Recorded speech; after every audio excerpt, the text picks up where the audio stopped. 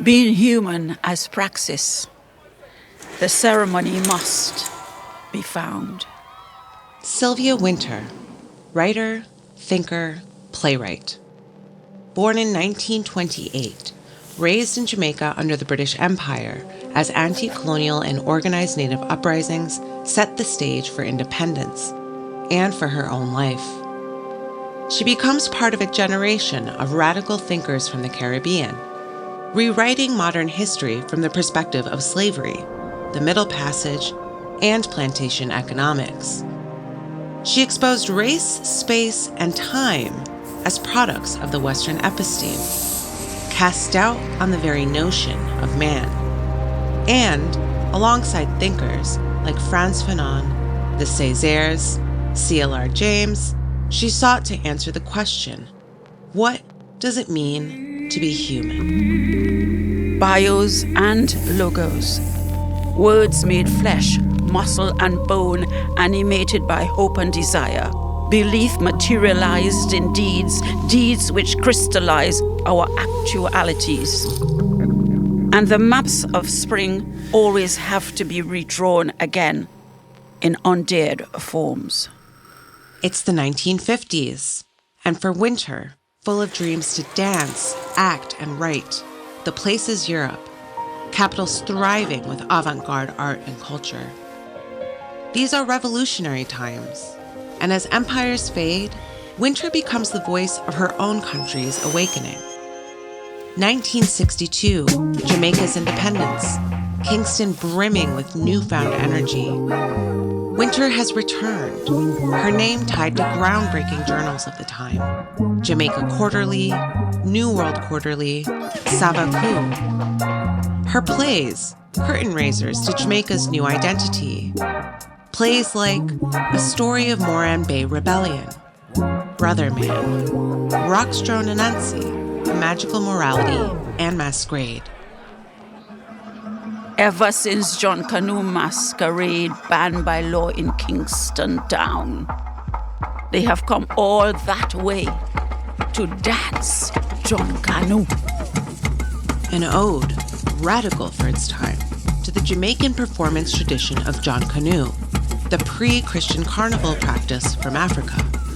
A folk dance widely despised and devalued, but now redeemed by Wynter to describe the Black experience, not as creolization, the popular idea at the time, where the oppressed could access emancipation through assimilation, but as indigenization, reviving slave languages, memories, and rituals that summoned gods and spirits, demons and duppies, and finding in them stories of resistance to colonial power. Folklore is not only the relation of man to nature, but of man to himself. Folklore was the cultural guerrilla resistance against the market economy. For decades, Wynter was overlooked, but she continued to carve out her thought and break ground. The ground, the earth. In her essay, Novel and History, Plot and Plantation, she pitted plantation systems against the slaves as provision grounds. Plots given to them to cut costs, but where indigenous and African food began to grow outside capitalist time. Yams, cassava, and sweet potatoes. Wynter imbued the provision grounds with a redemptive power. Sites of other knowledges, marginal voices, from Rastafarians to working-class women, to the wretched of the earth. Now, maroon people come like the rest of us from another world called Africa, from a different page that turn from the one we live now.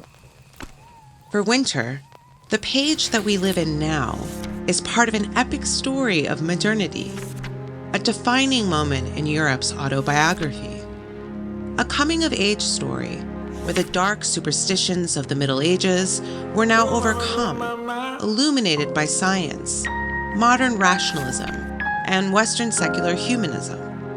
Yet, it was a story only half told. It is the story in which the idea of humanism, of its de-godding of our modes of self-inscription, first erupts, where man and its human others, that is, Indians, Negroes, natives, Jews, and Muslims, are first invented. It was a new philosophical concept, the human, one presented as timeless, but in fact constructed by colonial power. Wynter historicizes the human. She shows the man to be an idea, a self-serving narrative, a master text built by Western knowledge systems, only to cast Black people as inferior, as backward, and to disqualify them as racialized others, outside of humanity. Transformed meanings have led to transformed matter, to a transformed mode of experiencing the self. Wynter is a radical thinker. She questions the imperialist concept of humanity based on the ideal of the white man. She seeks not a new definition. She asks a question. What does it mean to be human, beyond Western science and knowledge? Anti-bourgeois, anti-colonial. She invites us to imagine, after man, towards the human. Is me, after all these years, driver writes me out of the play. Blot out my part, my scene, so I write a different end, Brainsy, to a different play.